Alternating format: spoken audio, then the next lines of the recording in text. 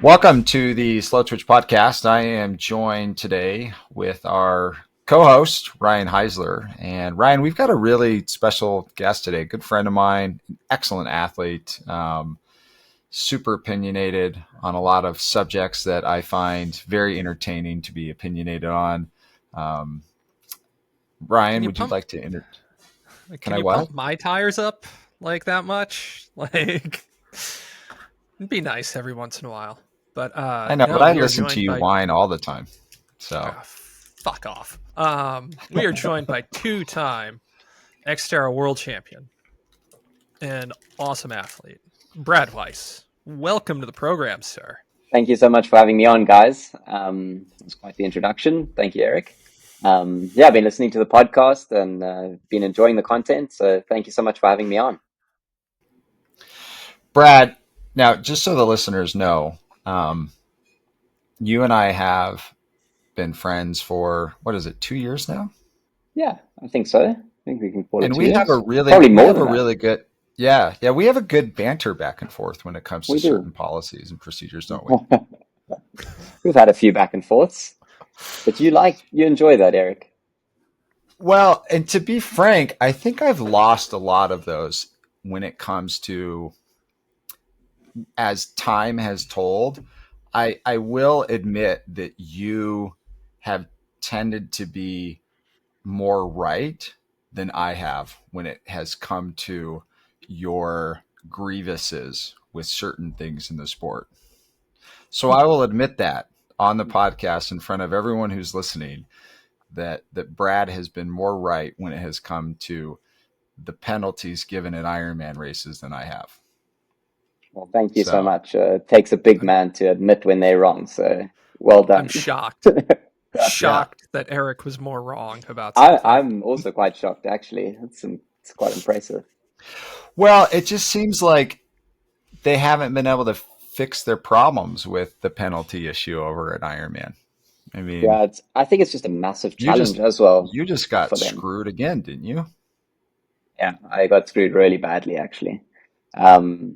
This one is like completely, like, there's nobody on the face of this earth who can tell me that what happened to me was fair or just or correct marshalling in any way. The whole point of us having referees on course is to ensure fair racing and to make sure that nobody's getting an unfair advantage over fellow competitors. And that's not what happened. I simply got a 5-minute penalty for absolutely no reason. We were midway up a massive climb on a switchback corner, and just the dynamics of cycling. When you go around a steep 10% grade, the distance between athletes reduces. And whether I entered into the so-called 12-meter zone or not, it's just such a speculative call based on somebody sitting on the back of a motorbike 100 meters away from us, on a section of course that there is just no drafting benefit, to then not come up and just simply warn the athlete at that point and say, I believe you're too close right now, you need to back off a meter or two, which I would have happily done. But I didn't believe that I was within the drafting zone anyway at that point. So unfortunately, us as professional athletes and all athletes taking part in Ironman events, you're just at the mercy of these referees, and they're making judgment calls based on their previous experience. And we just have to sit with the consequences of that. Yeah. And I mean, there's 3 thoughts that I have off that, right? So there's the spirit and intent of a given rule, right? And then there's the absolute textbook, like this is the zone that it might be, right? And, we know that it's meant to be drafting, and yet they call it a position foul, right? Because what they're really after is, did you go into whatever this positioning is? And, unfortunately, whether or not like there's an advantage isn't really kind of like the letter book that they've created for it, right? Like it's very, very cut and dry in terms of the way that it operates. And it's really, that's where there's supposed to be that level of discretion available to a referee who understands, right, like cycling dynamics, what the positions are. Is someone actually, gaining an advantage? Because, from not just from you, but everyone that we have heard from, right? Like there was no advantage to be gained at that particular section of the course. Secondly, right, like, is this an opportunity for technology, right? Where you have something like a race ranger, right? Where, you know, you have something as an athlete that's sitting in front of you and it tells you whether or not you're too close. And that's what Um, we've used in the PTO events, and it works like a charm. There has not been one drafting penalty in any of those races, and nobody has complained about drafting after the race. So it's like this problem has been solved, and Ironman refused to come on board with technology that's available, and Race Ranger offered to come free of charge. All they needed was their travel expenses paid. They were very public in their out like saying outwardly that they're very willing. They're in Europe. They'll come and officiate this race, and Ironman just don't, for some reason, don't take it on board, which is very frustrating for us. well, I mean, I think what part of that comes down to, right, is Iron Man is going to look at solutions and technology that is applicable to the entirety of the field and not just the front end of the race, right? Whether that's the right or the wrong approach is, a matter of opinion.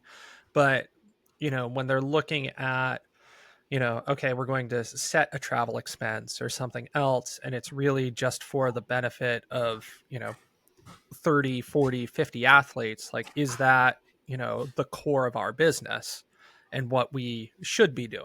And I think Yeah, there's a fair argument to be had on either side of that.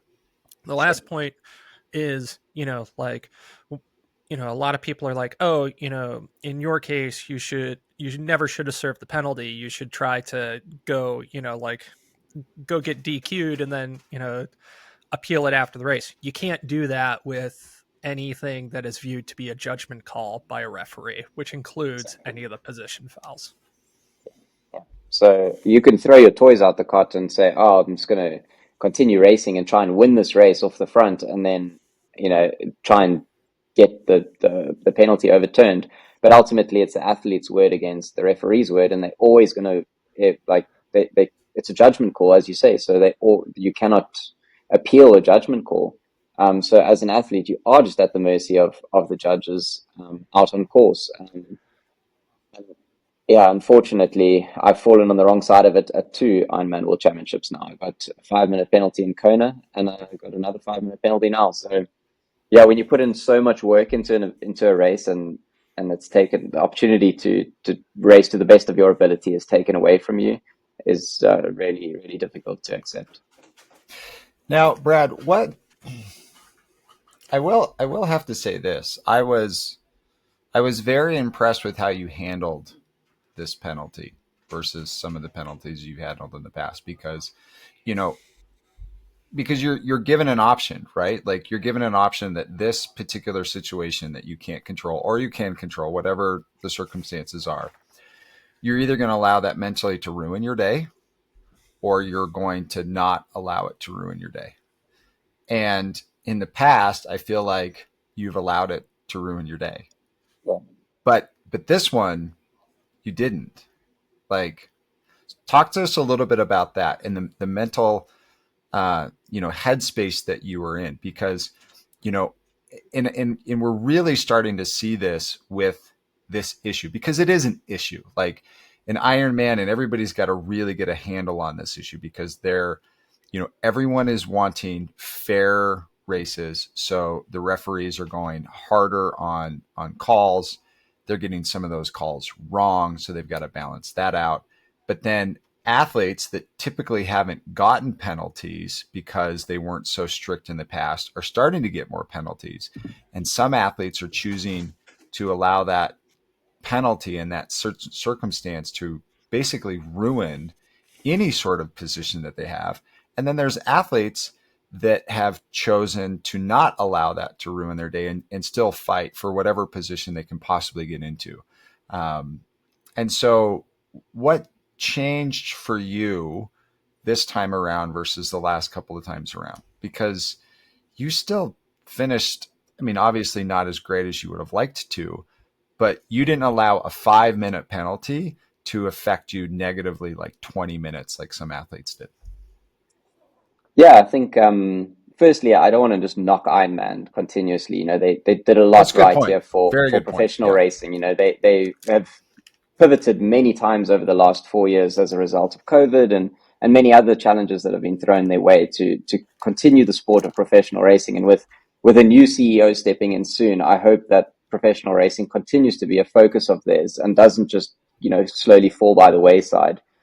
It still is the probably like the pinnacle of our sport. And despite the PTOs and challenge events trying to compete, Ironman is still the bread and butter for us. So I don't want to be the one standing here screaming at them, you know, without also giving them the credit where it's due. And Ironman Nice World Championships was awesome as an athlete. Like, I absolutely loved it. When I heard about the shift early on, I was so excited because it finally suits an athlete like me, and with my strengths, I knew I could be competitive on this course. It's something that I've known for a long time, that I can be competitive. It's just that the Ironman courses are generally like very specific and suited to a certain style of athlete. So knowing that we were going to be racing a World Championships on a course that suits me really well, I was super excited. And I think Ironman did a great job there of choosing a course that was really exciting, I think, for everyone involved. You know, the refereeing of it is just one small aspect that they are struggling with at the moment. And it was quite apparent in the pro briefing prior to the race, with Lionel Sanders being disqualified 2 weeks before the event at Ironman 70.3 World Championships for crossing an imaginary center line. You know, you could see that they were trying to navigate the space, that they don't really know how to do it quite as of yet. And it added a layer of complexity, being French referees and the French officials were there at the briefing trying to explain their point of view and how it would be officiated. But in the same race, I multiple times saw athletes much closer than I was. So there's just no consistency in the application of the rules. And, you know, and at no time was anybody trying to cheat. So no, in my opinion, nobody should have been given a drafting penalty. At the beginning of the race, there was a group of 9 of us who came out the water together. And the first few kilometers of the bike is completely flat, and we all maintained the legal drafting distance. And then we got into the hills, and the dynamics of bike racing started to play out, and the gaps would narrow on steep climbs, and they would extend on flats or descents. And that's just how physics works. You're never going to be able to maintain this perfect 12-meter gap, and it's completely ridiculous to try and enforce that on anybody, let alone a pro field who are trying to race one another. And if there's somebody clearly pushing that boundary because they are going to be dropped, you can see that. You can see it in their body language. They're really struggling to keep up, and they're pushing that drafting space. Yes, that person deserves a penalty. But if you accidentally roll into a drafting zone, you should not get a 5-minute penalty at that point. It's just crazy. And everybody's like dancing on eggshells trying to avoid getting a penalty because they know that that's pretty much the end of your day. But coming back to your question, Eric, how I dealt with it mentally. I mean, at first I threw my toys, and some of it was on the live broadcast and some of it wasn't. And I knew my wife was watching, so I tried to keep it as PG as possible. But I did get exceptionally angry just at the whole situation. I was finally in a World Championship event on a course that suited me. I had the swim of my life, you know, making that front pack with the likes of Sam Laidler, Jan Frodeno, etc. I was just like having the perfect day, and for it to be taken away from me in that way was just like truly heartbreaking. So when I entered the penalty box, I was still in the group of third, fourth, fifth. Myself, Magnus Dietlev, Rudy von Berg, and Braden Curry was still with us at the time. I entered the penalty box expecting to, you know, get going again in around 25th, 27th place, something like that. And by the time I got going again, I was still in 11th. So I was really shocked at how blown apart the race was. And that really like changed my mental space. Just to get back into it and just realize that, you know, top 10 is still within my grasp here. So I think on a different course like a Kona, a 5 minute penalty is game over. You know, you miss the pack that you're riding with. You all of a sudden solo. Your day is pretty much done. But on a course like Nice, where it's a lot more of an individual biking effort, you can sort of stabilize the losses. And I think I actually rode time back into Magnus in the group for a while there. I came out the penalty box with a lot of frustration and anger, and I rode a little bit too hard for a while. But then settled down, had Leon Chevalier to work with, which was great. And yeah, I'm very proud of the fact that I managed to keep my cool and managed to at least pull out a decent result in the end of the day. What was the penalty tent like? Did you focus on nutrition? Did you get like, what do you do for that 5 minutes? Because 5 minutes is it's a long time. It's a long time. I can tell you it's a long time. So the first 30 seconds I vented for a while. I mean, it's just a volunteer there under the tent, so they have no control over whether you why you got the penalty, what you got it for. They cannot overturn it, so it's absolutely pointless having a go at them. So Shane, the lady who was standing under the tent was very apologetic and trying to be sympathetic towards me, but I was losing my shit a little bit. Not at her, just at the situation. But then I managed to calm myself down, and I realized, well, okay, if you look at this as like an interval session, you've just done a hard hour swim and a good 90-minute hard bike. Here's your opportunity to sit down, take on a gel, take on as much fluid and food as you can, and then start the second part of your day. And that's kind of how I looked at it. Managed to bring my heart rate down a bit, calm myself down, and got stuck into the second half of the race. Is there a bathroom at the penalty tent at all? Don't think there is, nor I don't think you would be allowed to use it either. You're not allowed to use it. Yeah. Why? Because that is like an aid station at that point. You're allowed to, you have to stand down and you can take nutrition and everything else that you have on your bike, but you can't leave your bike. If they keep giving you all these guys and ladies these ridiculous penalties, you might as well just give you a porta-john too. Well, there might be a porta-john there, but you can't use it because that would you're saving time at that point. Like if you were going to use a porta-john, you would have gotten off done it at a different point on course. So I'd be in there stretching. You'd see me off my bike stretching, getting. They allow you to stretch. You can stay, I guess, next to your bike or on your bike. Yeah. You can eat the food and drink that's on your bike. Yeah. So to answer my question, really, what helped you keep your cool was knowing that your wife was watching the broadcast and seeing that you were still in 11th place. So were you counting everybody that was passing you by? Yeah, for sure. So I knew that as I was standing there, once I stopped, I was in 6th position. And then I think Cam Worth was the next one to come past. Yep. And then Leon Chevalier, and then there was a small group after that. So I could see that the race had really blown apart at that point. And I wasn't sure where the rest of the field was, if there was this big group together, but I assumed from what I'd seen while standing in the penalty box that the race had really split apart. And that gave me a lot of motivation to still keep digging and keep fighting. And, there was still definitely something to play for. So talk to us. Go ahead, Ryan. I was going to say, that was one of the things that made those of us that weren't there, to keep the adrenaline pumping overnight, just was seeing how much of a difference that first 90 minutes of the bike made on the race. And you never see that in an Ironman event. You just don't.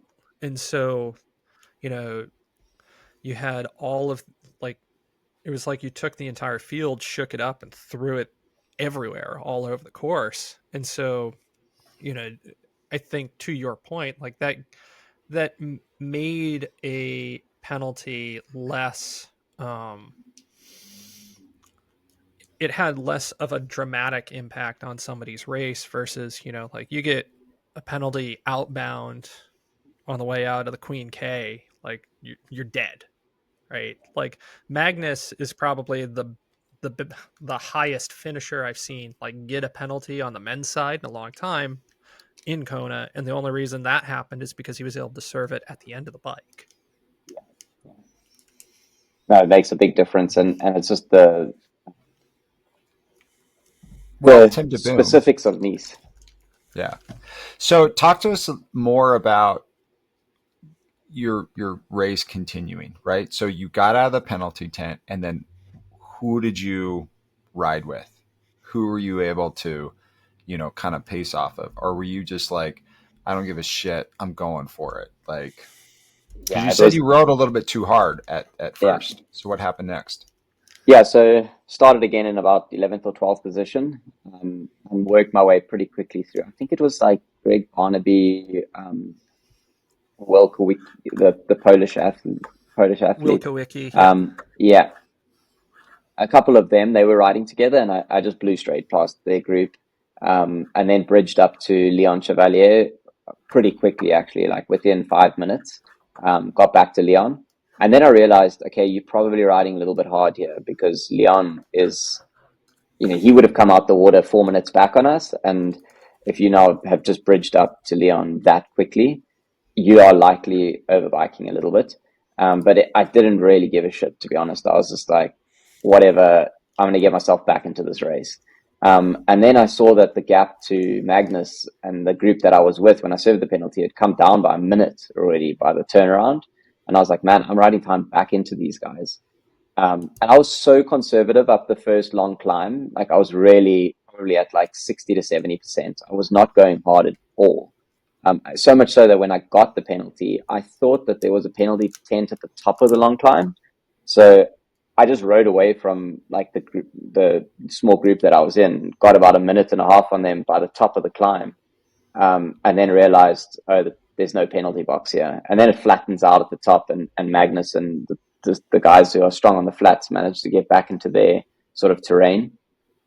So I kind of had a bit of hope that I could ride myself back across to the group, but the back half of the bike, I definitely started to pay for those efforts. Like I rode away from Leon originally, and then he pulled me back, and then I rode with him for a good like 20 or 30K, which was great, like just to have somebody to pace off.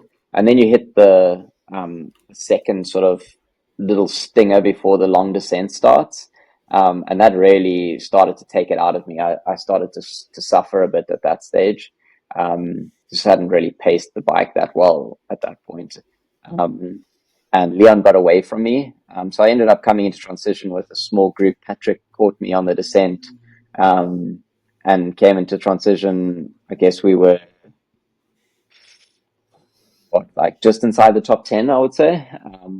And like felt decent enough, but definitely felt a bit jaded at that point. And had a decent first lap on the marathon, and then had to sort of have a few words to myself on the second and third lap. And definitely started to struggle a bit, but that's normal for most Ironman races. And then actually on the last lap, I was surprised how quickly people fell apart. I think I caught like 2 or 3 guys on the last lap who had just kind of cooked themselves, and it was pretty hot out there on the promenade. I think the temperature got over 30 degrees Celsius, and definitely it was a testing marathon, and mentally it's quite a tough marathon as well, being 4 laps of the same course. Although it changed quite a bit because the age groupers were filtering in. So the first lap was like completely just on your own.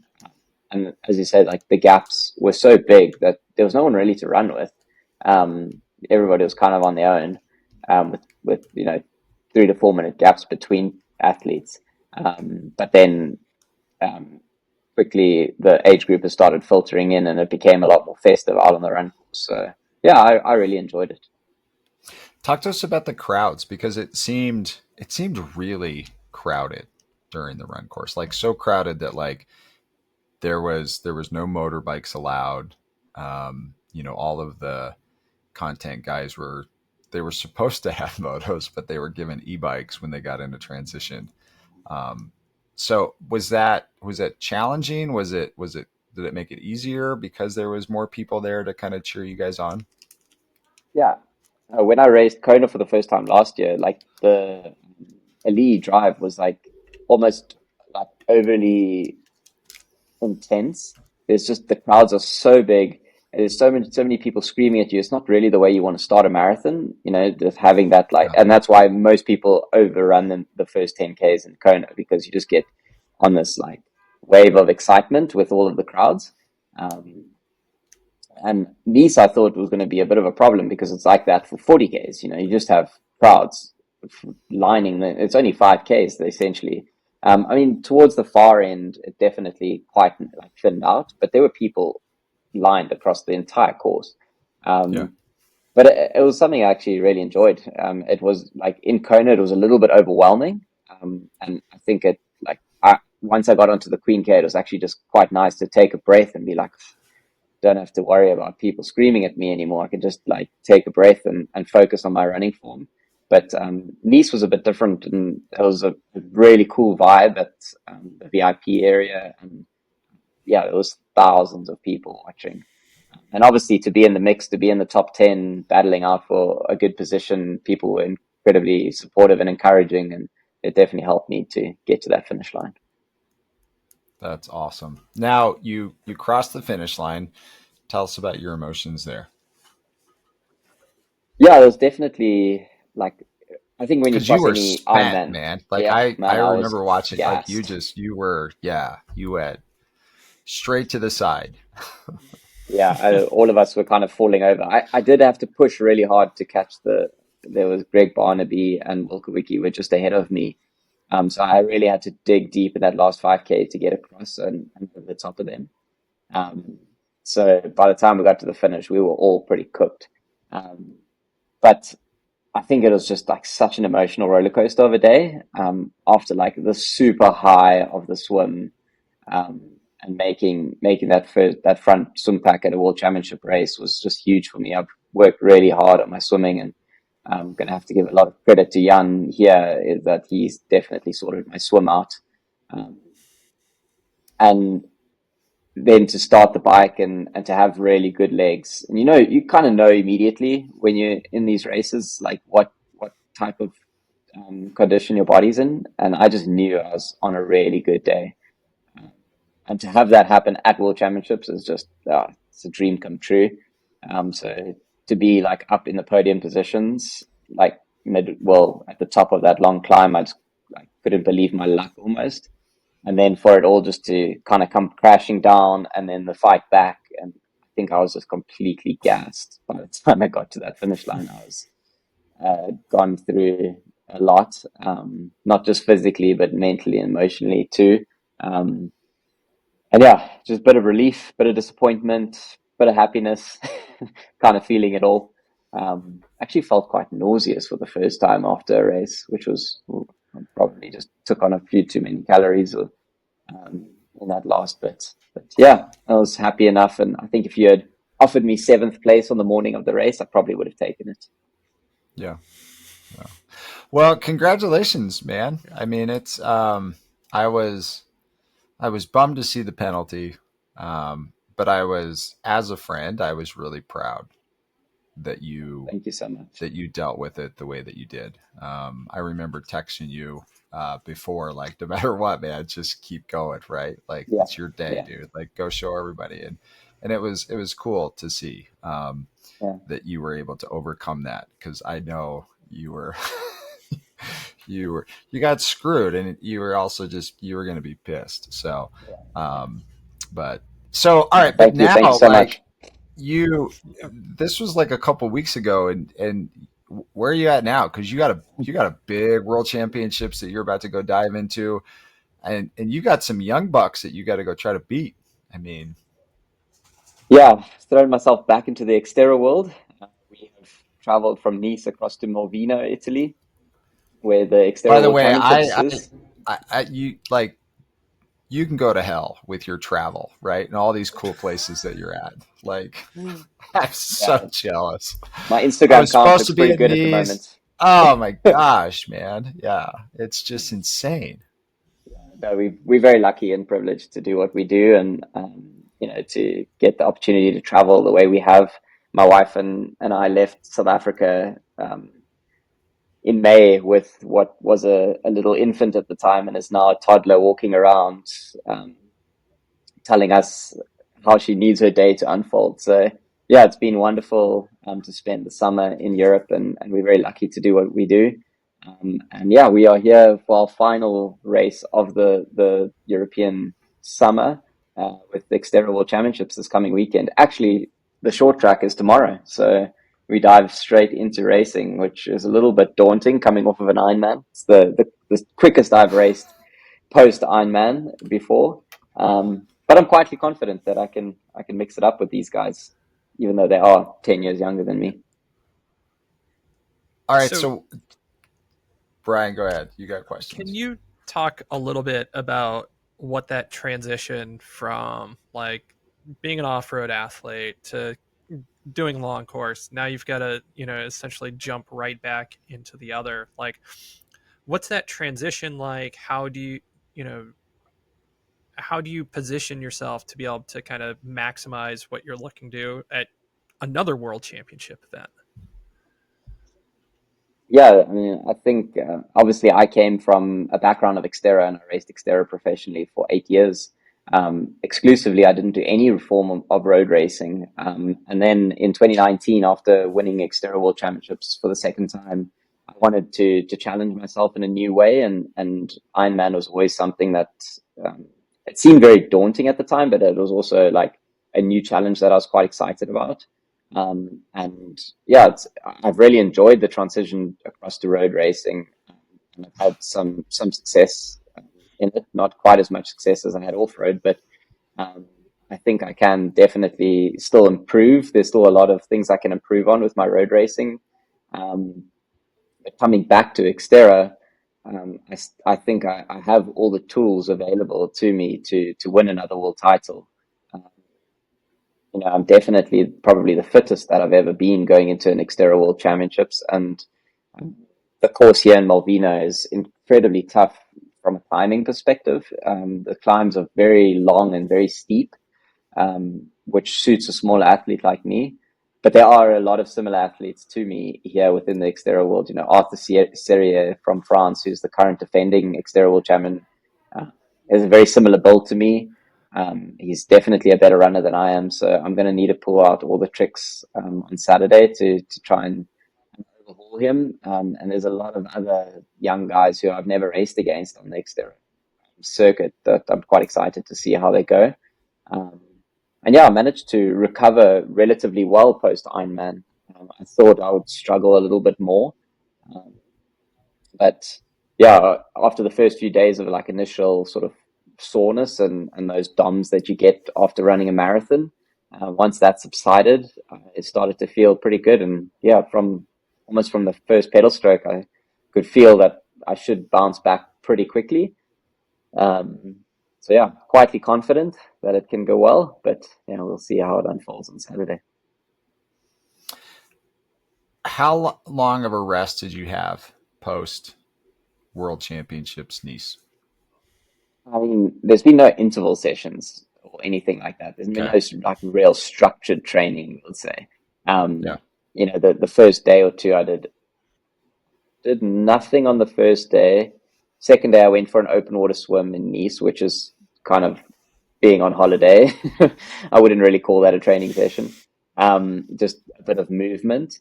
And then I went for my first bike ride, I think, on the Wednesday.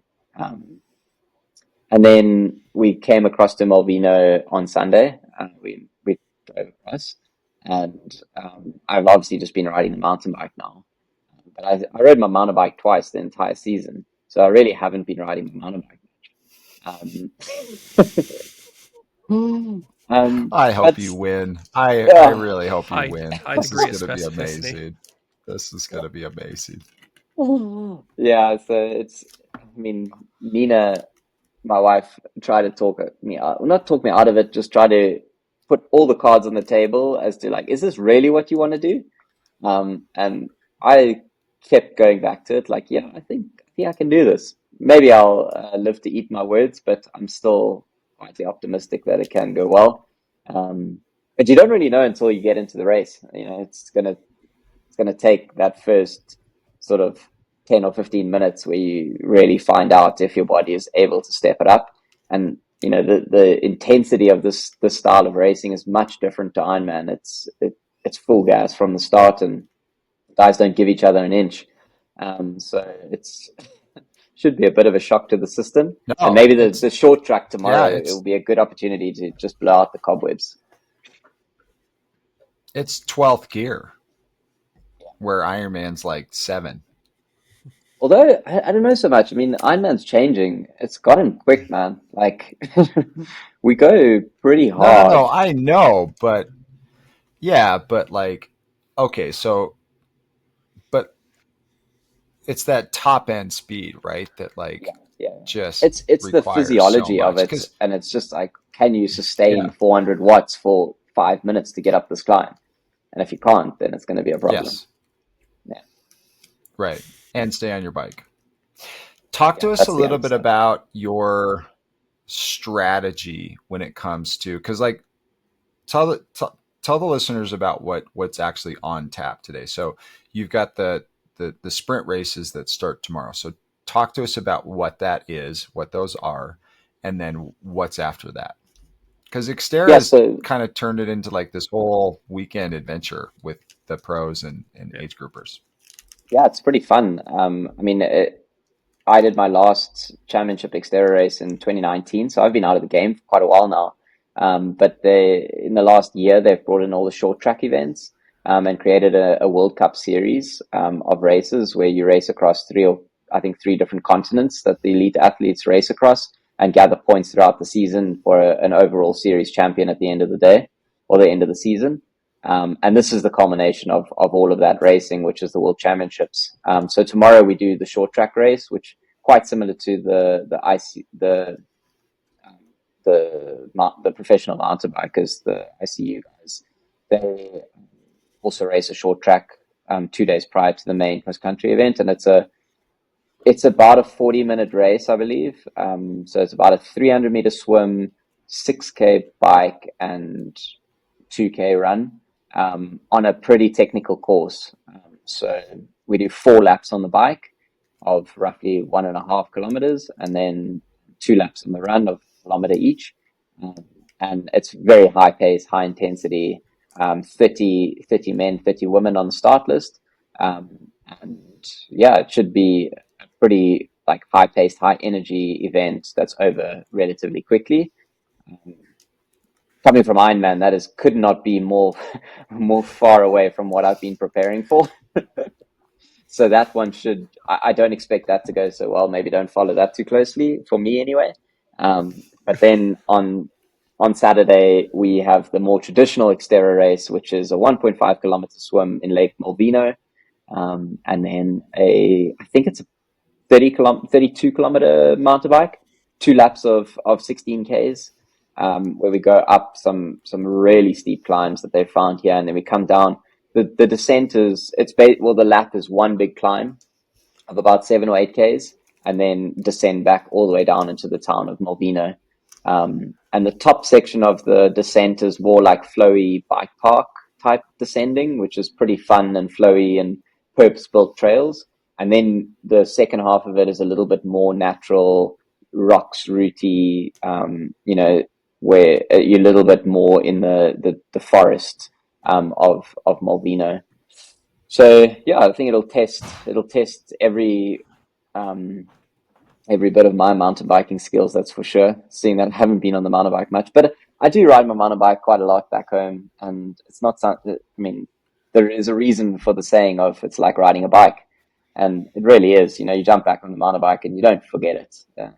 It comes back pretty quickly, and I've done a few time segments. Strava's great these days. It tells you where you're at, and yeah, pretty confident I can be competitive. My only concern is that Friday is dumping rain. And Like last year. once this place gets wet, it looks like it's going to get pretty muddy. So that is definitely going to pose a bit of a challenge. But overall, I'm very excited. I'm more excited actually than I thought I would be. I thought I'd be a little bit more like apprehensive and talking myself out of it at this point. But no, I'm keen to get involved and see if I can mix it up. Talk to us a little bit about your mountain bike setup. You're on a Giant, correct? Yeah, so signed with Giant 2 years ago, and I've been predominantly racing on road, so I haven't had an opportunity to race their mountain bike much. So I'm racing the Giant Anthem X Advanced Zero, I believe. The names of these bikes get longer and longer as we go, but I've been really like thoroughly impressed with the bike. It seems to suit my riding style really well. The mountain bikes these days, I think, have taken leaps and bounds, and just the slacker head angle, slightly more trail setup is really awesome and a lot of fun. And yeah, I look forward to racing on a new bike at XTERRA World Championship. Full suspension, hardtail. So this course would definitely suit a hardtail, and I see that a lot of the guys who are probably in contention for the win are racing hardtails. I'm on a full suspension. Yeah, so that could be it. Obviously, you take up a little bit more weight, and this course is so heavily climbing dominant. But in saying that, like the top section of the race, you still climb through some pretty like forested areas where, you know, having that dual suspension, just keeping a little bit more traction on the rear tire, especially if it's wet and muddy, might actually prove to be the right decision in the end. And then again, coming down, if you can just stay seated for a little bit longer, allowing the dual suspension to, you know, absorb a little bit of those descents and allow your body to rest a little bit, you generally run a little bit better off the bike as well. I mean, for the past like 10 years, XTERRA World Championships has been won on a dual suspension. And I think even last year when Arthur won, he raced on dual suspension. But they've all changed to hardtails for this year. So I'll be the only one rocking a dual suspension, and we'll see if that was a mistake at the end of the day. Yeah, it's interesting that it is kind of changed where, you know, even so I was at the XTERRA Beaver Creek, and a lot of it was like a mixed bag of people rocking hardtails versus full suspensions.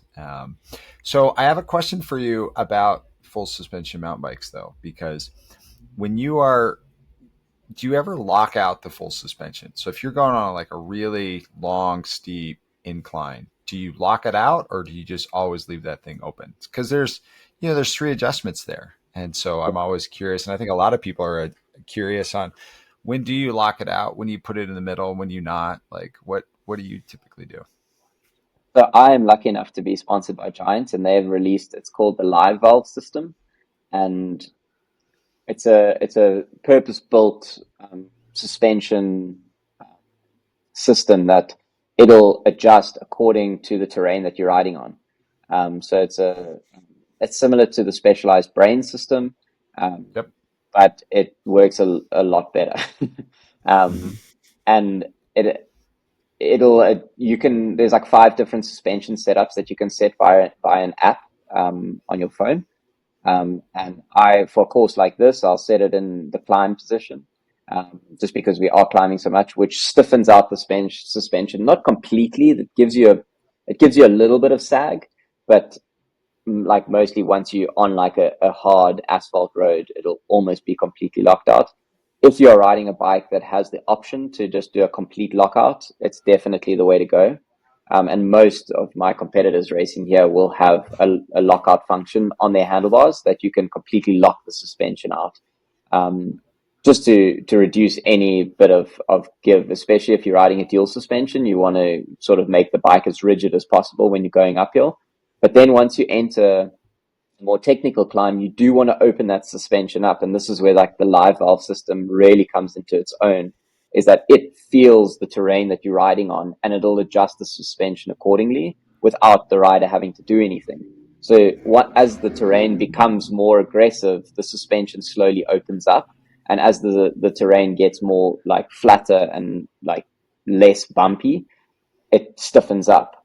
And it does this like within milliseconds. So you as the rider don't even like notice that once you have finished the climb, entered the descent and started your descent down, you don't have to physically remember to release a lockout, which I've definitely done before on previous bikes of mine where there is a lockout function. You lock the thing out and you climb for 10 minutes and you forget that it's locked out Oh into the yeah. descent, and you realize like halfway down, like, why am I struggling so much here? And then you're like, oh I shit, totally the did thing's that. still locked out. I did that in Beaver Creek. Like I'm like Yeah, halfway down the mountain. I'm like, this yeah, sucks. And then I'm like, yeah. oh yeah, I forgot to like, yeah. You're riding a rigid.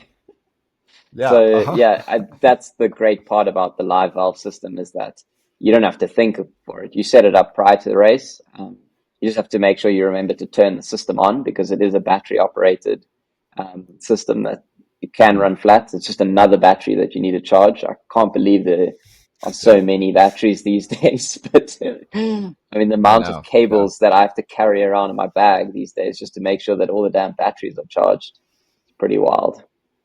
Mm.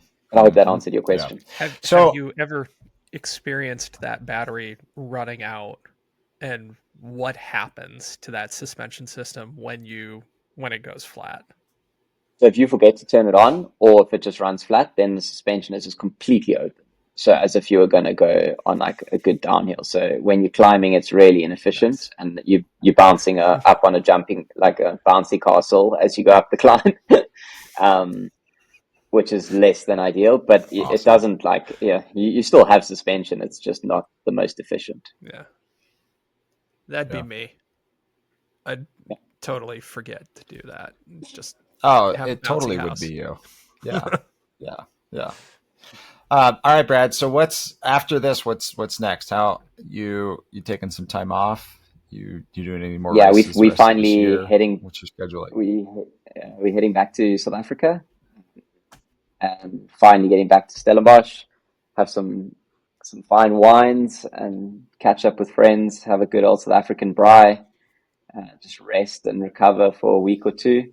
And then I am planning to do 70.3 South Africa, which is in a town called Mossel Bay, really beautiful town along South African coastline, and that'll be my final race for the year. I think it's 19th of November, so I have a little bit of time. Okay. And then next year, have you thought about that? What's your goals next year?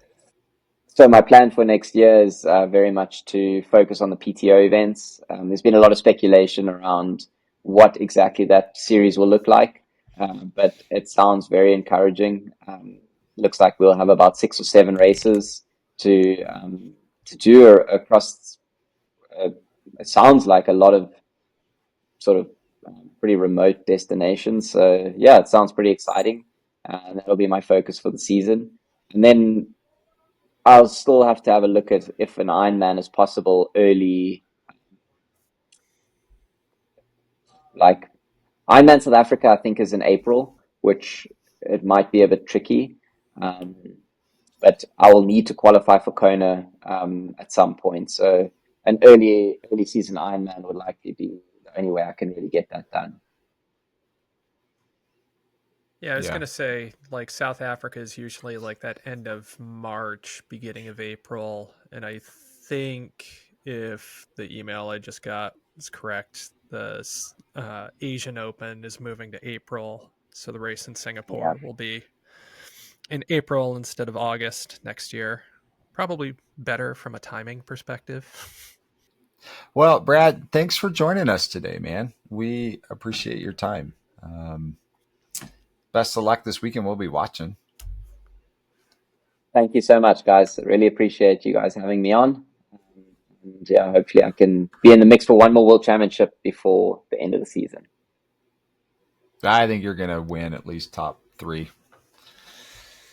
That's my take, man.